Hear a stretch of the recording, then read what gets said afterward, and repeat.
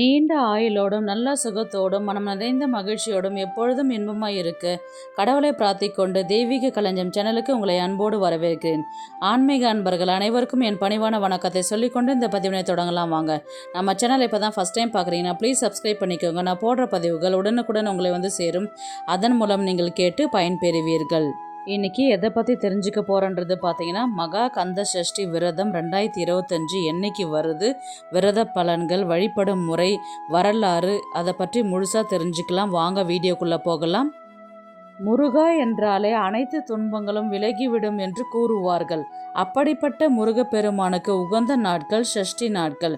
முருகப்பெருமான் சூரனை வதம் செய்து தேவர்களை காத்து அருளியதை கொண்டாடும் விதமாக கொண்டாடப்படுவதே கந்த சஷ்டி விரதம். முருகனுக்கு மிக முக்கியமான விரதங்களில் மொத்தம் 16 திதிகள் உள்ளன. அவற்றில் ஆறுமுக பெருமானுக்குரிய திதியாக 6வதாக வரும் ஷஷ்டி திதி சொல்லப்படுகின்றது. கிழமையில் செவ்வாய்க்கிழமை, திதிகளில் ஷஷ்டி, நட்சத்திரங்களில் கிருத்திகை. முருகனுக்கு விரதம் இருப்பது விசேஷம். மாதங்களில் வளர்பிறை, தேய்பிறை என 2 முறை ஷஷ்டி திதி வருவதுண்டு. இப்படி ஐப்பசி மாதம் வளர்பிறையில் வரக்கூடிய மகா கந்த சஷ்டி சிறப்பு வாய்ந்தது. ஐப்பசி மாதம் வளர்பிறை பிரதமை முதல் ஷஷ்டி வரை 6 நாட்களும் கந்த பெருமானை நினைத்து வழிபட்டு விரதம் அனுஷ்டிக்கப்படுகின்றது. சூரசம்ஹாரம் தோன்றிய வரலாறு. சூரபத்மன் என்ற அரக்கன் தேவர்களை துன்புறுத்தினான். அவனது அட்டகாசம் எல்லை மீறியது. தேவர்கள் தங்களை காக்கும்படி பிரம்மதேவரிடம் சென்று வேண்டினார்கள். பிரம்மதேவர் உங்களை காக்க சிவபெருமானால் மட்டுமே முடியும் என கூறினார். பின்பு தேவர்கள் சிவபெருமானிடம் சென்று வேண்டினார்கள். சூரபத்மனின் கொடுமைகளுக்கு முடிவு கட்ட வேண்டி சிவபெருமான் முருகப்பெருமானை படைத்தார். சிவபெருமான் தனது நெற்றிக்கண்ணில் இருந்து 6 தீப்பொறிகளை படைத்து அந்த தீப்பொறிகள் கங்கை ஆற்றில் சேர்க்க வாயு பகவானை அழைத்தார். வாயு பகவான் அந்த நெருப்பு துண்டுகளை கங்கையில் சேர்த்தார். கங்கை பின்பு அவற்றை சரவண பொய்கைக்கு எடுத்து சென்றார். அந்த 6 தீப்பொறிகளும் சரவண பொய்கையில் 6 குழந்தைகளாக மாறினர். அந்த குழந்தைகளை 6 கார்த்திகை பெண்கள் எடுத்து வளர்த்தனர். 6 குழந்தைகளையும் அன்னை பார்வதி தேவி தாய் பாசத்துடன் கட்டி அணைத்ததும் 6 குழந்தைகளும் ஒரு குழந்தையாக மாறியது. 6 முகங்களுடன் இருந்த அந்த குழந்தைக்கு முருகன் என பெயரிடப்பட்டது. இந்த சமயத்தில் சூரபத்மன் அளவில்லாத கொடுமைகளை செய்து வந்தான். சூரபத்மனை வதம் செய்ய முடிவு செய்த பின்னர் சிவபெருமான் முருகப்பெருமானை அழைத்து தனது படைகளுக்கு தளபதியாக நியமித்தார். அன்னை பார்வதி தேவி தனது சக்தியை வேலில் உருவேற்றி முருகப்பெருமானுக்கு ஆயுதமாக அளித்தார். முருகப்பெருமான் வேலோடும் படையோடும் சூரபத்மனை அழிக்க புறப்பட்டார். திருச்செந்தூரில் போருக்கு செல்வதற்கு முன்பு முருகப்பெருமான் சிவபெருமானை பஞ்சலிங்கமாக வழிபட்டு சென்றார். முதலில் சிங்கமுகனையும் தாரகாசூரனையும் அழித்தார். இறுதியில் சூரபத்மனை அழித்தார். தோல்வியை ஏற்காத சூரபத்மன் ஒரு மரமாக மாறினான். முருகப்பெருமான் அந்த மரத்தை தனது வேல் கொண்டு 2ஆக பிளந்தார். பிளக்கப்பட்ட மரம் ஒரு பகுதி மயிலாகவும் மற்றொரு பகுதி சேவலாகவும் மாறியது. முருகப்பெருமான் கருணை உள்ளம் கொண்டு அவற்றை வாகனமாகவும் தனது கொடியாகவும் ஏற்றுக்கொண்டார். சூரபத்மனை முருகப்பெருமான் சம்ஹாரம் செய்ததால் தேவர்களின் துயரம் நீங்கியது. அதனை அடுத்து முருகப்பெருமானுக்கு தன்னுடைய நன்றி செலுத்தும் வகையில் இந்திரன் தனது மகளாகிய தெய்வானையை திருமணம் செய்து கொடுக்க விரும்பினார். அதன் தொடர்ச்சியாக முருகப்பெருமான் தெய்வானையை திருமணம் திருப்பரங்குன்றத்தில் நடந்தது. முருகப்பெருமானுடைய வரலாறுகள் பல. அவற்றில் சிறப்புடையது. அவர் தேவர்களுக்கு இடையூறாக இருந்த சூரபத்மன், சிங்கமுகன், பானுகோபன் போன்றவர்களை கொன்று தேவர்களுக்கும் மக்களுக்கும் அருள் புரிந்தார்கள். அசுரர்கள் என்றால் விகார உருவம் படைத்தவர்கள் என்பது மட்டுமல்ல, நமது உள்ளத்தில் உதிக்கும் அகங்காரம், காமம், குரோதம் முதலியவைகள்தான் உருவகப்படுத்தி அசுரர்கள் என்று கூறப்படுகின்றது. இந்த அசுரர்களை தொலைத்து சூரசம்ஹாரம் நடத்துவதற்கு முருகப்பெருமான் அருள் நமக்கு தேவை. கந்த புராணத்தில் வரும் சூரபத்மன், சிங்கமுகன், தாரகாசுரன் ஆகியோர் முறையே சைவ சித்தாந்தத்தில் பேசப்படும் ஆணவம், கண்மம், மாயை என்னும் மும்மனங்களை குறிப்பதாகும். ஆன்மாவை துன்புறுத்தும் மனங்களில் கெடுபிடியிலிருந்து ஆன்மாவுக்கு விடுதலை அளிப்பதோடு ஆணவ மலத்தின் பலத்தை குறைத்து அதனை காலடியில் இறைவன் வைத்து இருப்பது உணர்த்துவதே சூரசம்ஹாரமாகும். இந்த போர் நடந்த நாட்களை கந்தசஷ்டி விரத தினங்களாக அனுஷ்டிக்கப்படுகின்றது. முருகப்பெருமான் சூரனை வதம் செய்த நாள் அன்று முருகப்பெருமான் கோவில்களில் பொம்மை அசுரனை அழிக்கும் சூரசம்ஹாரம் நிகழ்ச்சி நடைபெறும். அறுபடை வீடுகளில் இரண்டாவது வீடான திருச்செந்தூர் முருகன் கோவிலில் மிகவும் பிரசித்தி பெற்றது சூரசம்ஹாரம் விழா. மகா கந்த சஷ்டி விரதம் என்னைக்கு ஆரம்பிக்குதுன்றது பார்த்தீங்கன்னா 10/9/25 செப்டம்பர் மாதம் புதன்கிழமை அன்று ஆரம்பிக்கின்றது. முடியும் நாள் 27/10/2025 அக்டோபர் மாதம் திங்கட்கிழமை சூரசம்ஹாரம் விழாவோடு முடிகின்றது. அக்டோபர் மாதம் 28ஆம் தேதி ஞாயிற்றுக்கிழமை திருக்கல்யாணம் நடைபெற உள்ளது. யாரெல்லாம் கந்தசஷ்டி விரதம் இருக்கலாம் என்று பார்க்கலாம். எல்லாருமே இருக்கலாம். குறிப்பாக குழந்தை பேறு வேண்டுவோர், வறுமையில் வாடுபவர்கள், தொழில் வளர்ச்சி அடைய வேண்டும் என்று நினைப்பவர்கள், நோய் குணமாக வேண்டும் என்று நினைப்பவர்கள், திருமண தடை உள்ளவர்கள், கல்வியில் மேன்மை பெற வேண்டுபவர்கள், எங்கு சென்றாலும் யாரோ ஒருவரால் பிரச்சனை இருந்து கொண்டே இருப்பவர்கள் மற்றும் வேறு பிரச்சனைகளிலிருந்து தீர கந்தசஷ்டி விரதம் இருக்கலாம். கந்தசஷ்டி விரதம் இருந்தால் கிடைக்கக்கூடிய பலன்கள் பார்த்தீங்கன்னா, சுக்குக்கு மிஞ்சிய மருந்தும் இல்லை, சுப்பிரமணிய சுவாமிக்கு மிஞ்சிய கடவுளும் இல்லை என்பார்கள்.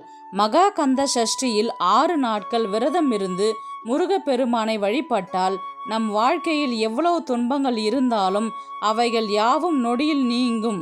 பகைவர்களிடமிருந்து வந்த துன்பங்கள் நீங்கும், நல்ல வேலை கிடைக்கும், கடன் பிரச்சனை நீங்கும், திருமணம் கைகூடும், குழந்தை பாக்கியம் கிட்டும், எதிரிகள் தொல்லை நீங்கும். விரத முறை பார்க்கலாம்.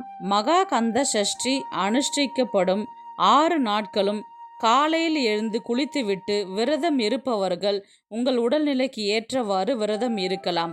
ஒரு நாள் முழுவதும் சாப்பிடாமல் இருந்து விரதம் இருக்க முடியும் என்றால் நீங்கள் அவ்வாறு செய்து கொள்ளலாம். இல்லை என்றால் ஒருவேளை மட்டுமே உணவு எடுத்து கொள்ளலாம்.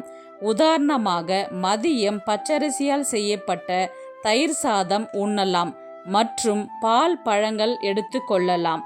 6 நாட்களும் விரதம் இருக்க முடியாதவர்கள் ஒரு நாள் மட்டும் சஷ்டி விரதம் இருக்க வேண்டும் என்று நினைப்பவர்கள் 6வது நாள் சூரசம்ஹாரம் அன்று விரதம் இருந்து கொள்ளலாம்.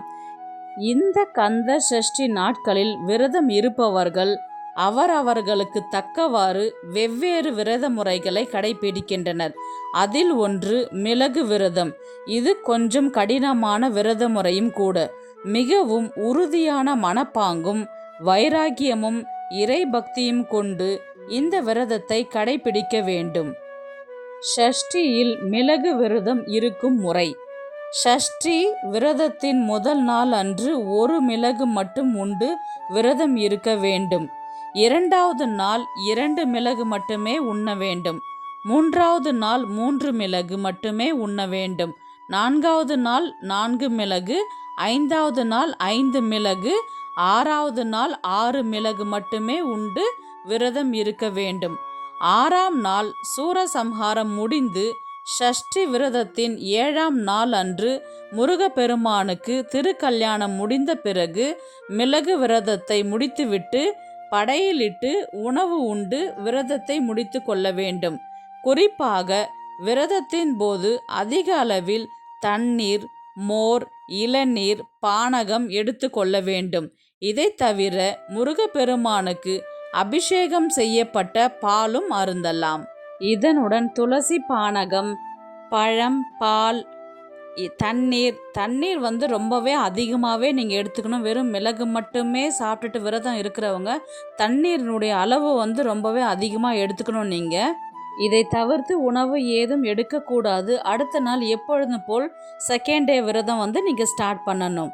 இந்த விரதம் நீங்கள் ஸ்டார்ட் பண்ணிவிட்டு உங்கள் உடம்பு வந்து உங்களுக்கு ஒத்துழைக்கவில்லை என்றால் பயப்பட வேண்டாம்.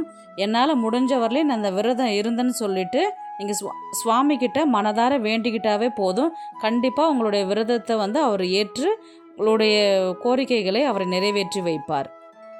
வழிபடு முறை. இந்த 6 நாட்களும் காலையில் குளித்துவிட்டு பூஜை அறையை சுத்தம் செய்து வீட்டில் வேல் அல்லது முருகப்பெருமான் சிலை வைத்து வழிபடுபவர்கள் பால், தயிர், பஞ்சாமிர்தம், சந்தனம், பன்னீர் கொண்டு அபிஷேகம் செய்யலாம். சிலை ஏதும் இல்லை என்பவர்களுக்கு படம் வைத்து பூஜை செய்பவர்கள் என்றால் படத்தை துடைத்து மஞ்சள், குங்குமம் வைத்து முருகப்பெருமானுக்கு உகந்த அரளிப்பூ, வில்வ இலை மற்றும் செம்பருத்தி பூக்களை கொண்டு சாற்றலாம். நெய்வேத்தியமாக கற்கண்டு, பால், தேன், தினை மாவு, சர்க்கரை பொங்கல் படைக்கலாம். 6 நாட்களும் தேனும் தினை மாவில் செய்யப்பட்ட நெய் விளக்கு ஏற்றலாம். எதுவும் நெய்வேத்தியம் தினமும் செய்ய முடியாதவங்க தினமும் ஏதாவது ஒரு பழங்களை நெய்வேத்தியமாக சமர்ப்பிக்கலாம். அல்லது தினமும் 2 வாழைப்பழம் தினமும் புதியதாக மாற்றி வைத்து பூஜையை செய்யலாம். அதன் பிறகு சட்கோண கோலம் அமைத்து அதில் 6 நெய் தீபம் ஏற்றலாம். சட்கோண கோலம் என்பது நாம் நினைத்ததை நினைத்த வண்ணம் நிறைவேற்றி வைப்பது. அதுவும் சக்தி வாய்ந்ததாகும். 6 நாட்களும் தினமும் உங்களால் முடிந்த அளவிற்கு கந்த சஷ்டி கவசம் படிக்க வேண்டும். இதை தவிர சண்முக கவசம், வேல்மாறல், திருப்புகழ், கந்தர் அலங்காரம், கந்தர் அனுபூதி என்று உங்களுக்கு எது தெரியுமோ அதை படிக்கலாம். இவையெல்லாம் படிக்க தெரியவில்லை என்றாலும் ஓம் சரவண பவ என்ற மந்திரத்தை உச்சரிக்கலாம். பிறகு முருகப்பெருமானின் 108 திருநாமங்களை சொல்லி வில்வத்தால் அர்ச்சனை செய்யலாம். அர்ச்சனை சொல்லி முடித்த பிறகு தீப தூப ஆராதனைகளை செய்து பூஜையை நிறைவு செய்யலாம். இந்த 6 நாட்களும் கோவிலுக்கு சென்று தீபம் ஏற்றி வழிபாடு செய்யலாம். மேலும் 6ஆம் நாள் மாலை சூரசம்ஹாரமும் 7ஆம் நாள் திரு கல்யாண உற்சவத்தையும் கோவிலுக்கு சென்று பார்த்து வழிபடலாம். குழந்தை வரம் வேண்டி விரத முறையை பார்க்கலாம். சஷ்டியில் இருந்தால் அகப்பையில் வரும் என்பார்கள். இதன் உண்மையான பொருள் சஷ்டியில் விரதம் இருந்தால் கருப்பையில் குழந்தை உண்டாகும் என்பதாகும். முருகனுக்கு உகந்த சஷ்டி விரதம் இருந்தால் அந்த முருகப்பெருமானே குழந்தையாக உங்களுக்கு பிறப்பார் என்பது ஐதீகம்.